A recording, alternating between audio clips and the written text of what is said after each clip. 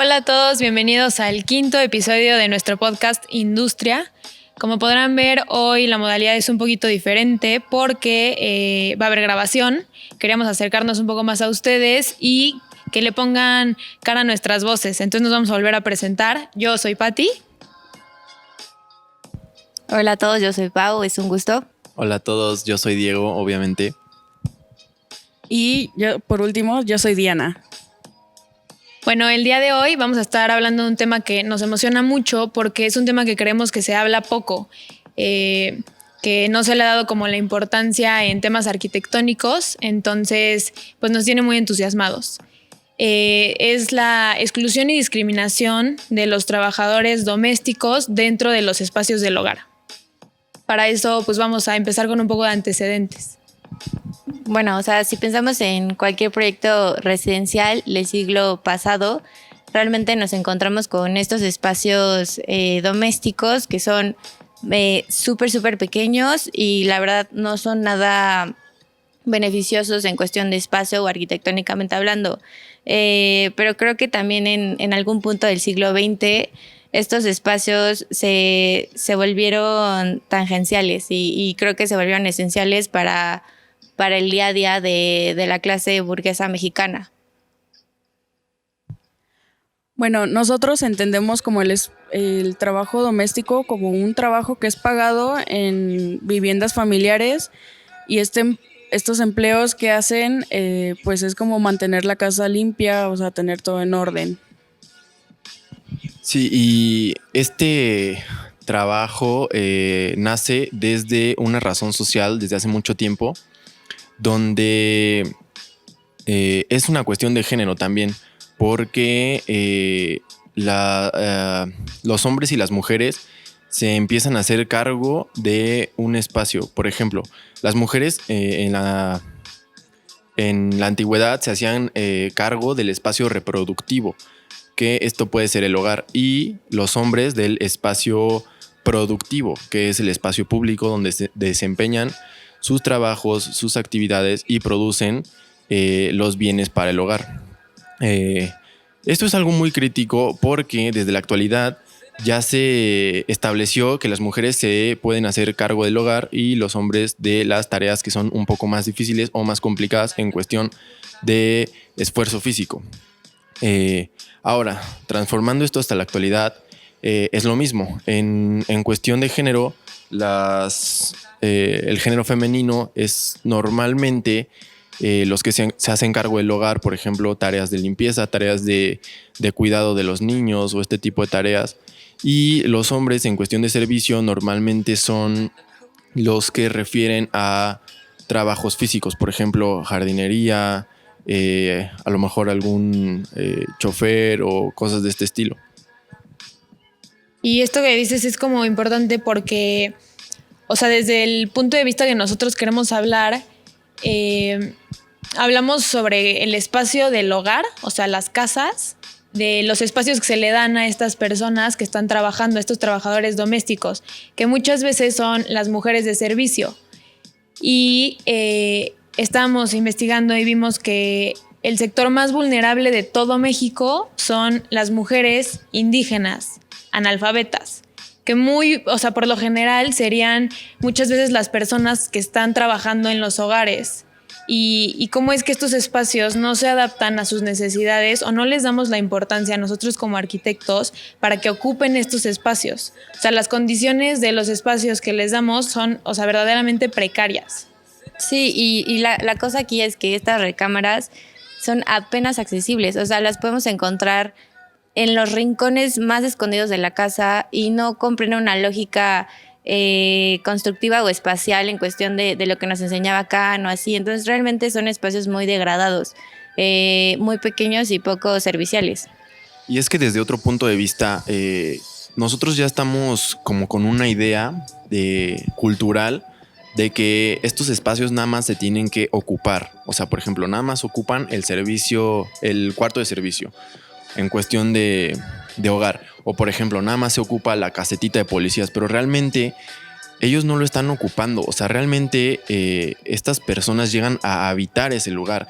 Y esto es algo que nosotros no tomamos en cuenta al momento de diseñar o al momento de pensar en un cuarto de servicio o en un cuarto que va a ser habitado literalmente por este sector de la población. Claro, y yo creo que algo como que muy feo, ¿no? En estos ambientes es que ni siquiera les damos como que la privacidad que ellos necesitan. ¿A qué me refiero con esto? El ejemplo de sus baños.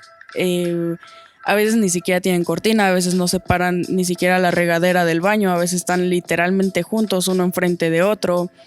Y son espacios que la verdad no están bien diseñados, o sea, no con la comodidad en la que nosotros vivimos. Al igual que, por ejemplo, las recámaras, ¿no? Son espacios súper reducidos. La verdad, yo siento que en ese caso, pues no es la comodidad la que les estamos dando, nada más es simplemente un cuarto para que ellos puedan llegar a descansar y ni siquiera siento que descansen bien. Ok, y ahora que ya les platicamos un poquito del tema, aquí surge la primera pregunta del podcast del que vamos a hablar hoy, que es ¿por qué los arquitectos estamos diseñando estos espacios de esta manera? ¿Por qué no los hacemos un poco más dignos? No sé si alguien quiere empezar a contestar. Bueno, yo creo que empezó con esta cuestión de exclusión en México, o sea, con este afán o esta intención mal equivocada de querer humanizar, o sea, como esta profesión o esta discriminación. Sin embargo, creo que no lo hemos sabido hacer bien. O sea, ha sido, como muchas políticas públicas en México, una intención, o sea, una buena intención que no se ha sabido llevar bien a lo largo del tiempo. Y sin embargo, o sea, yo sí me pregunto, ¿por qué en arquitectura, o sea, lo que yo estoy aprendiendo como arquitecta, nunca se me había cuestionado estos espacios? O sea, porque siempre los di por sentado y la verdad es que creo que necesitamos de estos espacios para poder hacer cambios y mejorar estas condiciones.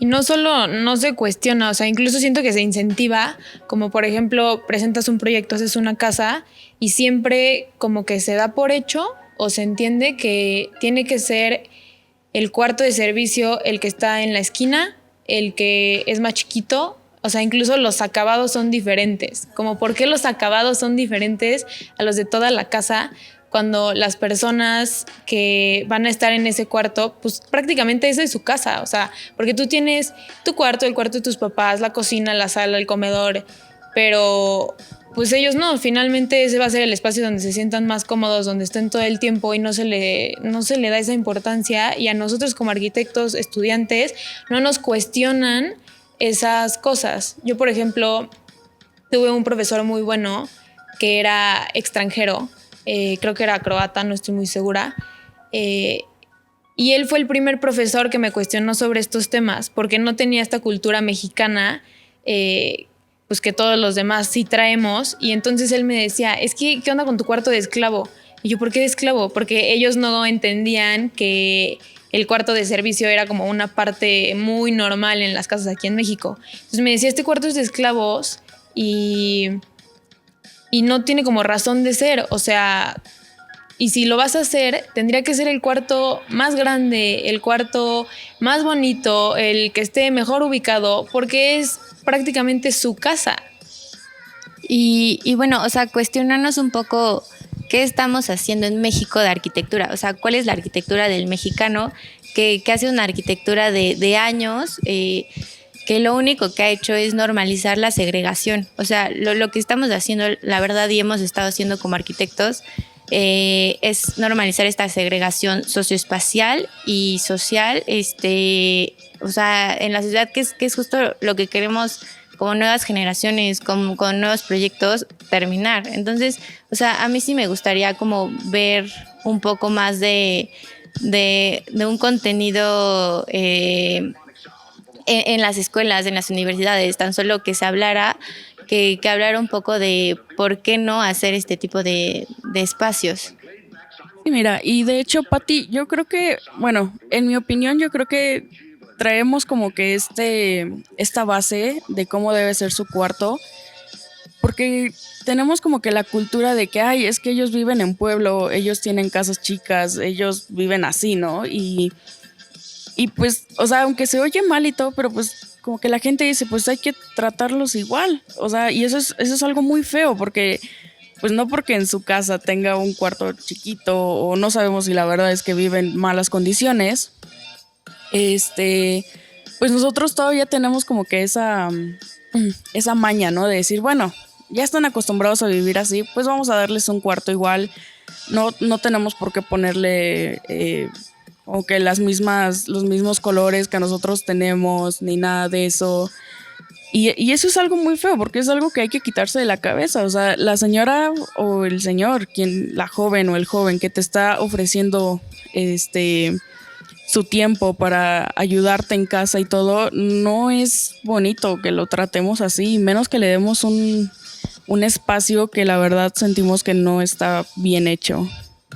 De hecho, leí un artículo hace poquito que justo comentaba como lo que decía una trabajadora del hogar y decía, no entiendo por qué nos tratan así, no entiendo por qué me dan de comer en el mismo lugar donde lavo la ropa, no entiendo por qué estoy en el lodo, o sea, ni siquiera en mi casa vivo así.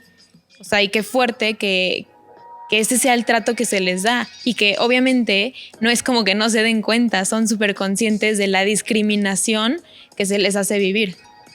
Sí, no, y también aquí es muy importante hacer énfasis en lo que dijo Patti, porque realmente hay veces que hasta nosotros mismos provocamos situaciones donde ellos ya vienen de una situación de vulnerabilidad. Los extraemos de ese contexto y los metemos en un contexto de discriminación y además provocamos todavía más dificultades porque a veces no les damos los espacios óptimos. En la gran mayoría de los casos les damos espacios todavía peores a los que normalmente ya habitaban.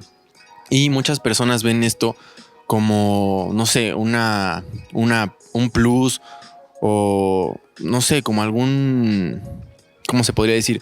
Como de que me están entregando un servicio y además yo todavía les voy a dar vivienda. No, pues sí, o sea, es un trabajo y hay que tratarlo como tal. Nos están ofreciendo un servicio, pero hay que proveerle el espacio digno para que ellos puedan habitar en ese espacio. Porque como Patti lo mencionaba, nosotros en nuestra casa tenemos muchos espacios donde desempeñar nuestras actividades. Por ejemplo, dormir en tu recámara, luego vas a la cocina y comes, o en el comedor, puedes estar en la sala de televisión, tienes 3 o 4 baños para escoger dónde te quieres bañar y todo esto. Y estos trabajadores realmente no tienen esas posibilidades. Realmente ellos lo que tienen es su cama, donde normalmente no están hasta la noche, porque normalmente dejan de desempeñar sus actividades hasta la noche. Las que son de planta, normalmente tienen que hacer de comer, cuidar a los niños, 1000 cosas, y cuando los niños ya están dormidos o terminan todo el trabajo de limpieza de la casa, ya se pueden ir a dormir, que también ese es otro tema muy importante, porque a lo mejor no le damos el valor al servicio que nos están ofreciendo. Y ellos desempeñan todas sus actividades en el mismo lugar. Tienen la regadera a un paso del baño. Luego esta regadera ni siquiera tiene puerta. O sea, no cumplen con las mismas estándares de confort que nosotros estaríamos proponiendo para una casa. Porque cuando diseñamos una casa, sí nos fijamos mucho en dónde está ubicada la ventana, dónde va a quedar la regadera, dónde va a quedar la cama para que esté en un lugar que no sea frío y todo esto. Y luego llegamos al cuarto de servicio, lo arrinconamos en una esquina, no importa si tiene luz, no importa si tiene calor, no importa si tiene una corriente de viento que le va a estar dando todo el tiempo, simplemente lo ponemos ahí donde menos se vea. Y pues, o sea, ¿por qué hacemos esto? ¿Qué es lo que... O sea, ¿quién nos dijo que así se tiene que diseñar si realmente estamos diseñando otro cuarto para otra persona que va a habitar esto? Sí, o sea, bueno, qué importante que tocaste el tema de cómo de tratar esta profesión como lo que es, o sea, porque si nos podemos analizar esto, realmente tiene un trasfondo muchísimo más lejano de lo que podemos ver. O sea, bueno, yo sí me he preguntado como varias veces dónde comenzó, por qué, y también creo que, o sea, sí creo que comenzó también como un tema de género, o sea, de un trabajo realizado por mujeres. Pero, o sea, la realidad es que, o sea, el espacio que les estamos proveyendo a estas personas que nos ayudan, que la verdad nos brindan una gran ayuda, es realmente 4 paredes de un cuarto que solo continúa mostrando fisuras de una sociedad mexicana que necesita todavía mucho trabajo. Y aparte, bueno, o sea, ya un poco, además del espacio, creo que esto se da porque en México como que no hemos sabido tomar realmente como un empleo formal a estos trabajadores domésticos. O sea, si tú ves en otros países, son trabajos que tienen para empezar un horario. O sea, como lo decías, estas trabajadoras acaban hasta en la noche y llegan al cuarto, ¿pero por qué? O sea, ¿no está pasándose de las horas laborales? ¿O tienen seguro las trabajadoras domésticas que tenemos? O sea, tiene muchísimas partes de exclusión estos trabajos. Y no solo ellas, o sea, también comentábamos cómo a los policías o a los jardineros o a todos estos que igual y no es que vivan en tu casa, sí los espacios que se les dan también son precarios. O sea, las casetas de policías, 2x2 y un baño que ni siquiera tiene agua y hay que echar de la cubeta para jalar. O sea, cosas así que pues tal vez nunca nos cuestionamos y qué importante sería hacerlo y darle la prioridad que tiene. O sea, es un espacio en donde va a estar una persona mínimo sus horas laborales y no va a salir de ahí. O sea, debería de ser mucho más importante que unos espacios que son como transitorios nada más. Sí, de hecho, ahorita que lo comentas, Pati, o sea, de hecho aquí en México ya se está poniendo la ley. O sea, de hecho ya hay una ley que está diciendo que al menos sí tenemos que darlas de alta en el Seguro Social. Es una ley que creo que no tiene mucho que está saliendo, se está aprobando, pero pues digamos la realidad, ¿no? O sea, no sabemos si la verdad es que hay muchas personas que no creo que lo vayan a hacer y las pocas que lo hagan, pues, o sea, no, o sea, yo siento que a las personas más bien le van a decir, oye, no te voy a inscribir en el Seguro Social ni nada, pero si te sientes mal, mejor yo te doy dinero, tú búscate un doctor y eso es algo como que tenemos que quitarnos, ¿no? O sea, el tratarlas de esa manera. Claro, porque realmente es un tema que se debería de tratar a nivel gobierno. Es decir, lo que decías, estas nuevas reformas que se están generando, leyes para poder normalizar estas acciones erróneas que a lo mejor por sociedad cultural no hemos sabido reconocer. Sin embargo, o sea, sí creo, o sea, todos sabemos en México que realmente hay una falta de seguimiento de las leyes, de las normas que se crean para estas soluciones, para buscar estas soluciones. Entonces sí creo que es trabajo de nosotros, o sea, poder comenzar a implementar estas nuevas acciones, estos nuevos tratados entre personas de decir, ok, mira, o sea, a lo mejor ante la ley no está puesto que yo te tenga que poner dar seguro o demás, pero porque sé que es lo correcto, o sea, porque sé que es como cualquier empleo, te lo doy. Entonces, es creo que parte de la sociedad comenzar a implementar estas nuevas acciones en beneficio a estas personas.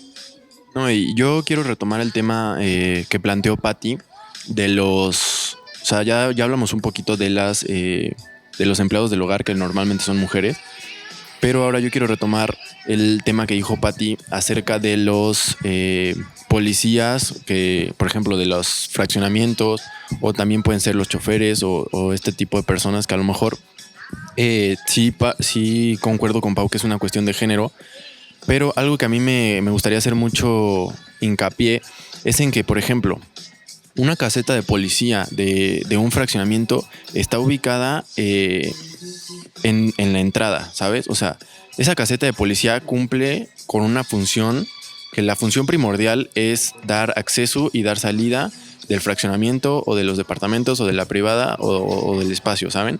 No está pensada en que una persona va a habitar ahí. O sea, lo primordial de esa caseta es cumplir su trabajo, que es dar entrada y salida. Más no nos ponemos a pensar que en esta caseta de policía también va a vivir una persona.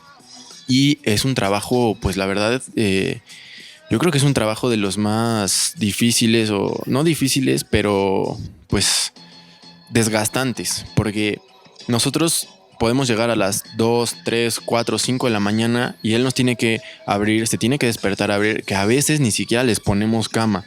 Les ponemos una silla enfrente de unos monitores donde van a estar ahí 24 horas, porque a veces los turnos son de 24 horas o 12 horas, las que sean, porque a veces es uno que intercambian, o a veces es de 24 horas, o a veces se turnan, todo esto, pero van a estar ahí la gran parte del día. Y la única salida que ellos tienen es cuando salen a abrirnos la puerta. Salen a abrirnos la puerta, se meten. O salen, pican un botón para abrirnos la pluma y se meten. O sea, y entonces estamos poniendo a una persona en una situación de vulnerabilidad, porque a veces donde es la entrada le pega todo el rayo del sol, por ejemplo. O sea, a lo mejor todo el día que está ahí está a una temperatura altísima y aún así tiene que estar viviendo en ese lugar.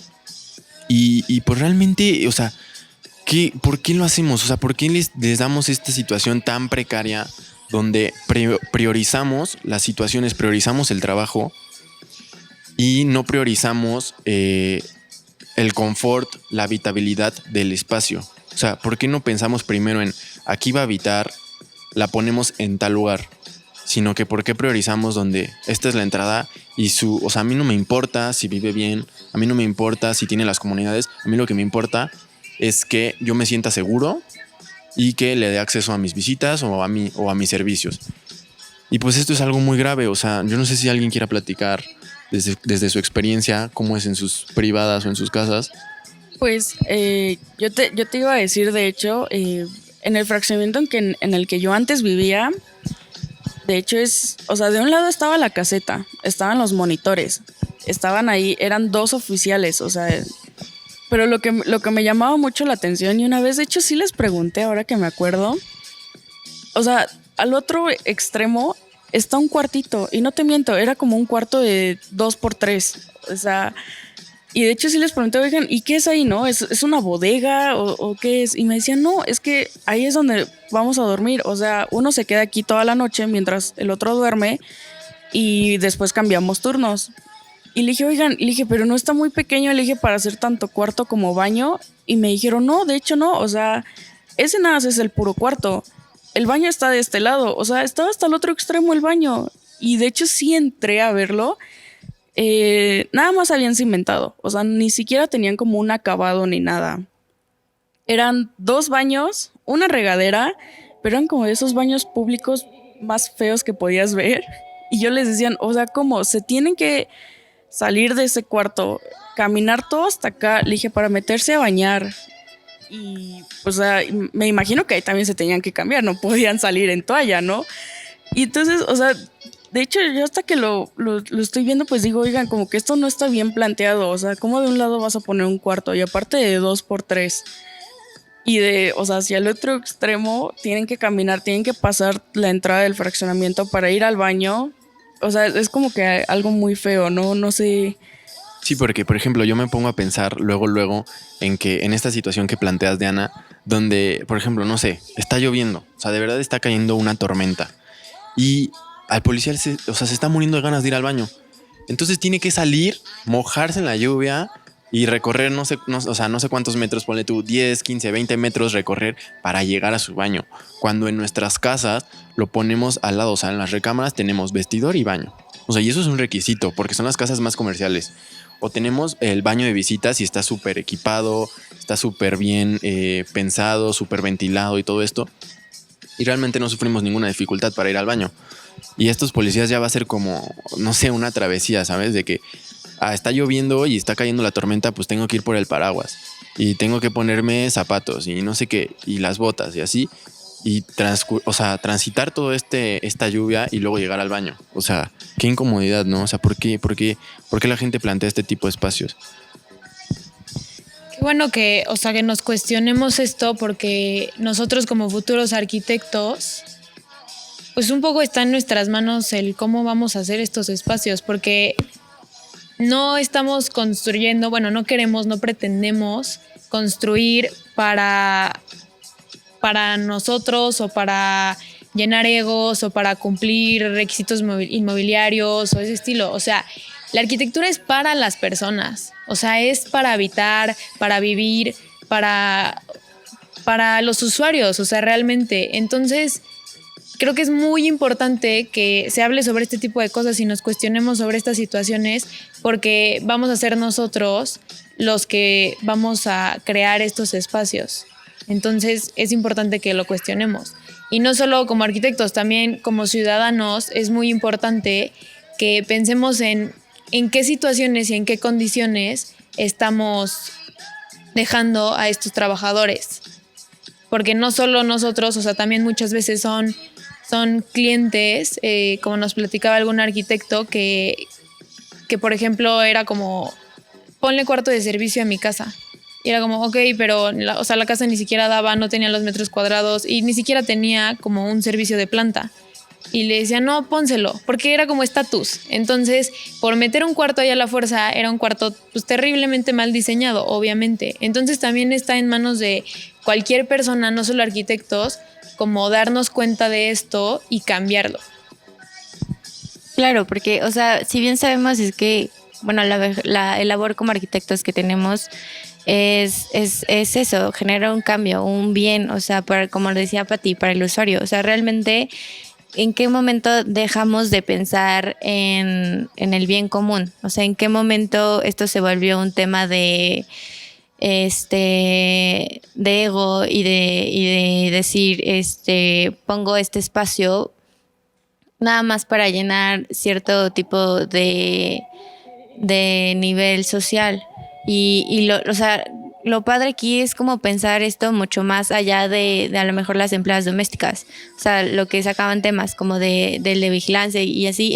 La realidad es que en México el tema del trabajo, o sea, como tal el trabajo es muy marginado. O sea, los trabajos en México no son bien pagados y demás. Entonces, ¿cómo a través de nosotros, de la arquitectura y de otras profesiones y de la unión social, podemos generar esta evolución social? Claro, y aquí es algo muy importante, Pablo, que dices que a lo mejor gubernamentalmente y institucionalmente el trabajo siempre ha tenido muchas carencias. Pero nosotros como arquitectos, desde nuestro punto de vista, podemos ayudar. O sea, y lo hemos tocado varias veces porque hemos tocado diferentes temas que a lo mejor ustedes dirán no tienen nada que ver, pero desde la arquitectura se puede cambiar mucho. O sea, desde la arquitectura nosotros podemos empezar a dignificar este empleo. ¿Cómo? Con la implementación de nuevas tendencias en cuanto a confort en estos espacios. Y aquí yo quiero tocar otro tema porque creo que es muy importante, que aparte de que nosotros discriminamos con todos estos espacios, lo hacemos porque los arquitectos a lo mejor, no sé, el cliente te está pidiendo que le pongas el cuarto de servicio, ¿no? Y a lo mejor es por estatus, por ego del cliente, por cumplir un requerimiento, un programa arquitectónico, órale va. Pero, o sea, lo estamos tratando de cumplir y además nosotros tratamos de economizar lo más posible en cuanto al cuarto de servicio. O sea, nosotros nos podemos a pensar de que no, sí, le voy a poner la barra de mármol carísima y lo que quieras, el piso carísimo, no sé qué, pero en el cuarto de servicio le voy a poner todo lo más barato que encuentre. Las instalaciones más baratas, la regadera más barata, la taza del baño más barata, la cama más pequeñita, hasta luego camas reducidas, o sea, que no son camas, ¿cómo se podría decir? Que tienen una medida estándar, sino que a veces, o sea, las mandamos a hacer hasta más pequeñas para que entren en ese espacio. Y, o sea, ¿por qué? O sea, ¿por qué no le damos la misma importancia? ¿Por qué no tenemos ese mismo presupuesto para decir, bueno, ok, tú como cliente me estás pidiendo que te ponga un cuarto de servicio, órale. Entonces yo como arquitecto, desde mi punto de vista ético, te digo, ok, vamos a poner un cuarto de servicio como tú me lo estás pidiendo. A lo mejor no puedo hacer mucho en cuestión de medidas porque tenemos un terreno delimitado y a lo mejor pues, ok, hay cuestiones que complican que yo haga el cuarto más grande. Pero a lo mejor, o sea, te digo, bueno, hay que ponerles una regadera digna, hay que ponerles una instalación digna, hay que ponerles un lavabo digno, hay que ponerles una cama que realmente cumpla con los requerimientos de una cama, o sea, que sepan mover bien, o sea, que estén cómodos realmente. O sea, hay que exigirles también a los clientes un poco que nos den el presupuesto. O sea, si ellos están exigiendo su estatus y no sé qué, pues que también nos den este tipo de facilidades a los arquitectos para promover la dignificación de este empleo, ¿no? ¿O qué opinan? Sí, o sea, yo creo que lo principal sería pensar este espacio como un completo, como como parte de todo este proyecto, o sea, de un todo, no como un aditamento extra. O sea, sí creo que se debería ya tener considerado, o sea, si se quiere por requerimiento del cliente, porque también entendemos que muchas veces es como no podemos hacer como todo con la libertad que quisiéramos, pero sí, como decías, o sea, exigirle al cliente este tipo de beneficios a favor. O sea, y yo creo que esto se cambia poco a poco. Tampoco creo que de la noche a la mañana, mañana todos los arquitectos del mundo vayan a decirle, oye, yo le voy a invertir más al cuarto de servicio que a la cocina. No, pues el cliente le va a decir, pues, estás loco. Pero yo creo que poco a poco, así como hemos ido modificando espacios que, por ejemplo, antes no teníamos. Antes nadie tenía una sala de televisión y ahora es un requerimiento. O antes existían los salones de fumar y eso es del siglo pasado y no se ve ahora. Entonces a lo mejor poco a poco podemos ir cambiando que en lugar de que construyamos cuartos de servicio como bodegas, que ahora construyamos cuartos de servicio como cuartos. O sea, como un cuarto más de la casa. Y a lo mejor ya no ponerlo hasta el final. A lo mejor diseñarlo como cualquier cuarto, aunque sabemos que va a ser el cuarto de servicio, pero va a ser como cualquier cuarto que está en tu casa. Y a lo mejor, ok, hay personas que no tienen personas de planta y que a lo mejor no lo utilizarían como tal, pero a lo mejor hay otras muchas personas que en su programa arquitectónico a ti como arquitecto te piden tener un cuarto de visitas. Pues ¿por qué no adaptar ese cuarto de visitas para que también pueda funcionar como cuarto de visitas y cuarto de servicio si en algún momento se llega a requerir? Y no ponerlo al lado del cuarto de lavado, que eso es otra cosa totalmente diferente. O sea, no deberíamos de relacionar el cuarto de lavado con el cuarto de servicio porque son cosas totalmente diferentes. Uno es para desempeñar una actividad de limpieza, o sea, de ropa y de guardar todo, las cubetas, las escobas, todo esto. Y otro es un espacio habitable. Entonces hay que empezar a promover la diferenciación de estos tipos de espacios. Claro, o sea, realmente creo que lo que nos debemos poner a pensar es crear espacios para todos, o sea, para todos, literalmente, como decías, el cuarto de servicio, el de lavandería, etcétera, eso es un cuarto que tanto tú, como tu mamá, como tu abuela, como quien se te ocurra puede usar, igual que con esta ayuda que tienes, con la empleada doméstica. Y el otro cuarto que podría ser destinado para ella o para él, también podría ser para ti, para un amigo. Entonces creo que ahí podría estar un poco la clave, o sea, diseñar espacios universales que puedan ser usados para todos. Claro, pero yo también les quiero tocar un tema y yo creo que es un tema que yo creo que todavía, o sea, pasa y yo siento que va a pasar. Por ejemplo, nuestros espacios privados, o sea, nuestros baños, ¿por qué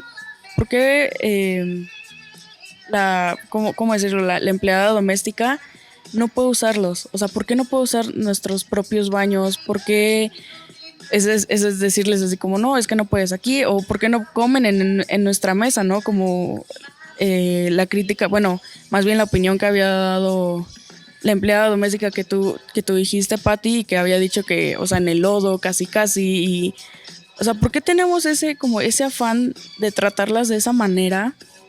Y no lo digo por nosotros, lo digo por las personas que lo hacen, ¿no? No, es que tú comes en la cocina, es que tú no te puedes ver aquí. Si hay visitas, o sea, dedícate a servir las cosas y quédate en la cocina, que nadie te vea. Si necesitas ir al baño, ve a tu baño que está, o sea, por ejemplo, en mi casa el cuarto de servicio está, o sea, está la bodega y está una escalera en espiral y hasta arriba está el cuarto, ¿no? Obviamente nosotros no le damos ese cuarto a la que trabaja con nosotros, pero pues, o sea, si tú vas, las escaleras están súper chuecas. En algún momento yo siento que esas escaleras se van a caer, pero hay gente que todavía le dice, no, o sea, no puedes utilizar mi baño, ve al tuyo. O sea, ¿por qué pasa esto? Aquí también, o sea, tocando lo que dices, Diana, yo quiero agregar otra cosa que a veces estas personas de servicio, en algunos casos, no digo que en todos, pero se vuelven un poco parte de nuestra familia, ¿no? Porque a veces la mamá no está y el papá tampoco, y pues realmente la que cuida de los niños, no sé, es la empleada doméstica, ¿no? Y a lo mejor nosotros como niños, no, o sea, con la inocencia de un niño, no empieza a diferenciar pues las diferencias realmente de que es se puede decir como un empleado, no quiero sonar mal, pero un empleado y realmente la familia, y entonces se empieza a tomar cariño y se empiezan a volver parte de nuestra familia. Y hay muchas personas que lo hacen muy bien, o sea, realmente las incluyen en la familia y las incluyen en cuando se van a los restaurantes y las llevan de vacaciones y todo esto. Pero siempre yo creo que nosotros, o sea, como que les marcamos un límite, ¿no? Como que, ok, si eres de mi familia, todo me cae súper bien, nos llevamos súper bien, sí, pero ve a tu baño. Pero no te sientas a comer conmigo. Pero si te traje de vacaciones es porque cuides a mi hijo. O sea, entonces, es que es una cuestión muy difícil porque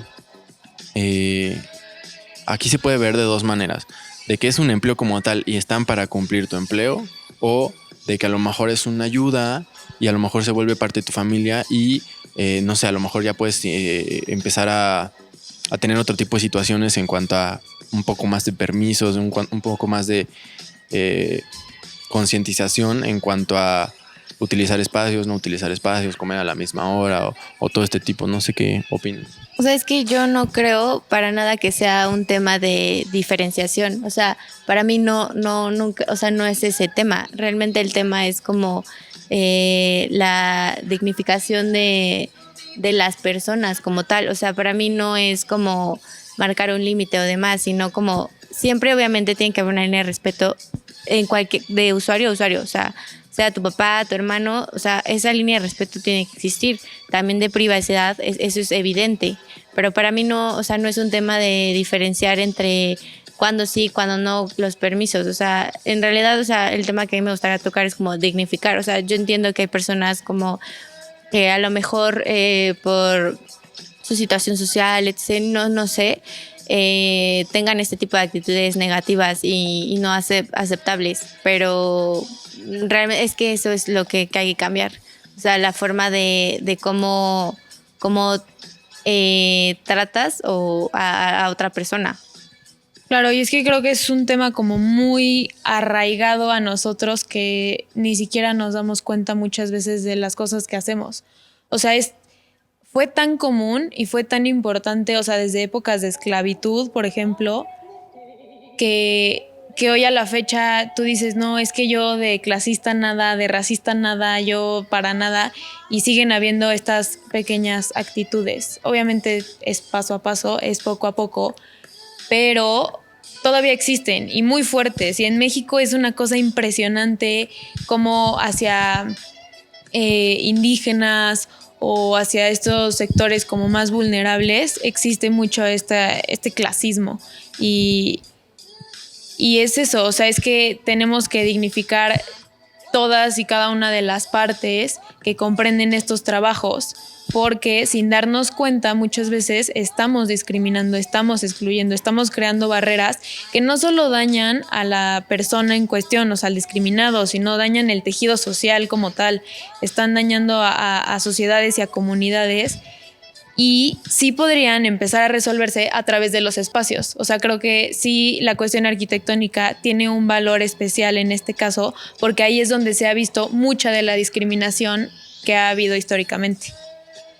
Sí, porque realmente a lo mejor muchos de los que nos escuchan estarán pensando en que, o sea, ¿por qué 4 estudiantes de arquitectura nos están hablando de estos temas? Pero es que realmente la arquitectura, como lo dijo Pau, es para el usuario, o sea, es para el humano. O sea, la arquitectura se creó o se pensó con la finalidad de crear espacios que cumplan con las necesidades para que el humano pueda desempeñar sus actividades ahí. Entonces hay que pensarlo como tal, ¿sabes? O sea, ok, el empleo, pero también va a habitar. Entonces, o sea, podemos regresar a este tipo de razones sociales donde sí, a los arquitectos nos compete muchísimo el tejido social, nos compete muchísimo todo lo que está pasando en la actualidad, nos compete muchísimo hablar de estos temas y criticarlos para a lo mejor sembrar una semillita en donde futuras generaciones pues a lo mejor van a generar un cambio. Y como dices, Pati, poco a poco, pero ir de poquito en poquito se llega, ¿sabes?, a la meta. Entonces, sí es muy importante criticar estos temas, sí es muy importante hablar de ellos para generar este cambio. Claro, y como todo, o sea, yo sí creo que en cierto punto esta segregación social y espacial, o sea, sí se creó a través de la arquitectura. Entonces también creo que en algún punto se va a resolver a través de esta. Solo hay que saber ser sensibles, escuchar y entender. Y por último, para concluir, pues solo me gustaría decirles que cada quien, desde su muy particular posición, siendo de la profesión que sea, el estilo de vida que tenga, lo que haga, tenemos un que ver en este cambio que queremos ver. O sea, todos tenemos cosas que hacer desde nuestra posición. Hay que criticar, hay que dialogarlo, hay que platicarlo y sobre eso hay que generar cambios para poder ver una sociedad mejor que es en la que queremos vivir. Y por favor no olviden suscribirse al canal Industria Pod, activar la campanita y darle like. Recuerden que siempre nos pueden dejar en los comentarios qué les pareció el video, qué les pareció el tema o proponernos más tema. Y recuerden comentarnos qué les pareció la nueva modalidad, el estudio donde grabamos hoy. No olviden suscribirse en nuestras redes sociales de Spotify, YouTube e Instagram. Estamos como Industria Pod. Nos vemos. Adiós, nos vemos en la próxima.